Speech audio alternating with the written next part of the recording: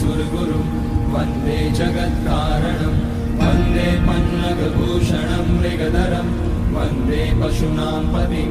वन्दे सूर्यशशाङ्कवरिनयनं वन्दे मुकुन्दप्रियं वन्दे भक्तजनाश्रयं च वरदं वन्दे शिवं शङ्करम् ॐ मृत्युञ्जयाय रुद्राय नीलकण्ठाय शम्भवे